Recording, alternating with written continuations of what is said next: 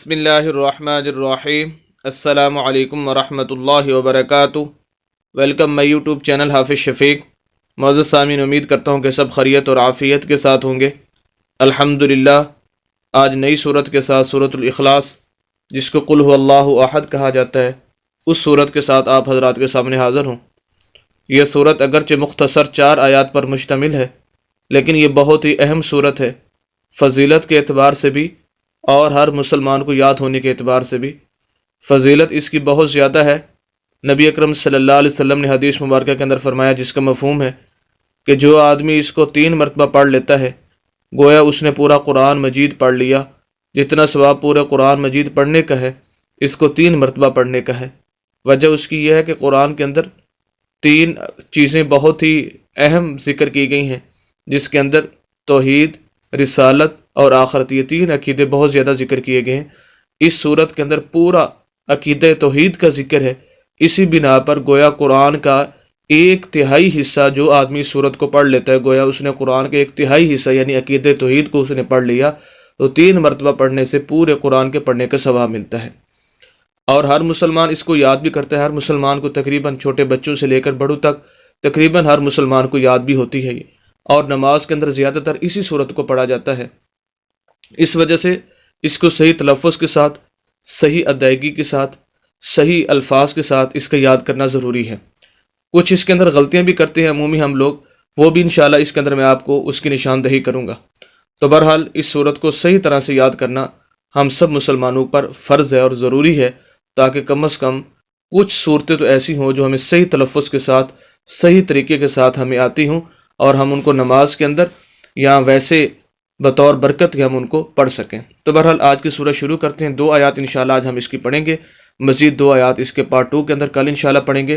تو آئیے آج کا سبق شروع کرتے ہیں، اور ہمارا مقصد یہ صرف 2 آیات پڑھنا ہی نہیں ہوگا، بلکہ ان 2 آیات سے نکلنے والے تمام اصول و ضوابط اور تجویدی قوانین آپ حضرات کے سامنے رکھیں گے، تاکہ آپ بقیہ قرآن کی بھی صحیح طریقے سے تلاوت کرنا سیکھ سکیں۔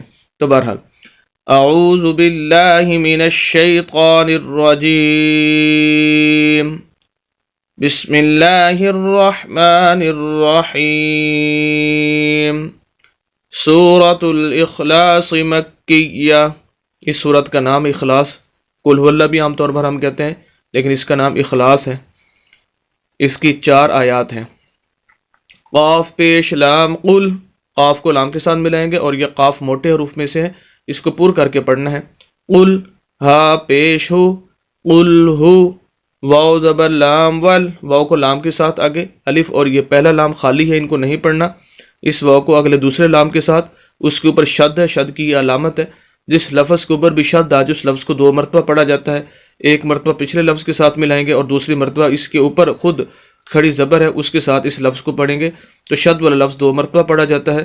اور دوسرا یہ کہ شد والے لفظ کو ذرا سخت کر کے پڑھتے ہیں۔ تو بہرحال واو زبر لام ول، لام کھڑی زبر لا، یہ کھڑی زبر ہے، کھڑی زبر کھڑی زبر الٹا پیش 3 حرکتیں ہوتی ہیں۔ جس لفظ کے بھی اوپر نیچے آج اس لفظ کو لمبا کرتے ہیں۔ قل هو اللہ، ہا پیش ہو، قل هو اللہ۔ یہاں پر عمومی طور پر ہم غلطی کرتے ہیں، اور اکثر لوگ اس کو جو ہے وہ غلط پڑھ لیتے ہیں۔ وہ کون سی غلطی ہے ذرا دیکھیں۔ ہم جو صحیح لفظ ہے وہ ہے قل هو اللہ۔ عام طور پر قل هو اللہ، قل هو اللہ ہم کہتے ہیں، قل هو اللہ احد، حالانکہ یہ ہا کو چھوڑ دیتے ہیں۔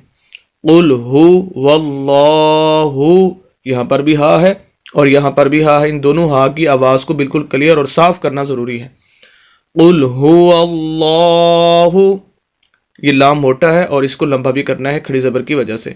قل هو اللہ، حمزہ زبر ا، حا زبر حا، آحا، دال 2 پیش دن، آحدن، یہاں پر تنوین ہے، بنا وقف جب ہم پڑھیں گے تو یہاں پر غنہ کریں گے، ناک میں آواز جائے گی، کیونکہ تنوین 2 زبر 2 زیر 2 پیش کو بولتے ہیں، تو جہاں پر بھی تنوین آ جائے وہاں پر غنہ کیا جاتا ہے۔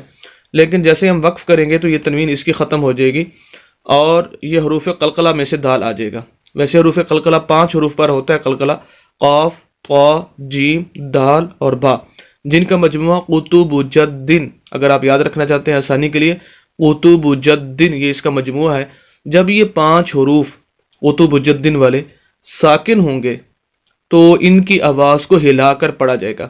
اب جیسے ہی ہم یہاں پر وقف کریں گے تو یہ دال ساکن ہو جائے گا۔ یہ اصول یہی ہے کہ وقف کے لیے آخری لفظ کو ساکن، آخری حرف کو ساکن کرنا پڑتا ہے، تو دال کو ہم ساکن کریں گے تو یہ حروف قلقلہ میں سے ہے، تو یہاں پر ہم قلقلہ کریں گے تو اس کی دال کی آواز کو ہلا کر پڑھیں گے، ساکن ہو جائے گا، کیونکہ دو پیش تو ختم ہو جائیں گے ساکن کے اوپر، یہ والی علامت جو ہے وہ دال کے اوپر آ جائے گی ساکن ہونے کی وجہ سے۔ اب ہماری پوری آیت، قل هو اللہ احد، احد احد نہیں کرنا اس کو، احد دال کی آواز کو ہلانا ہے۔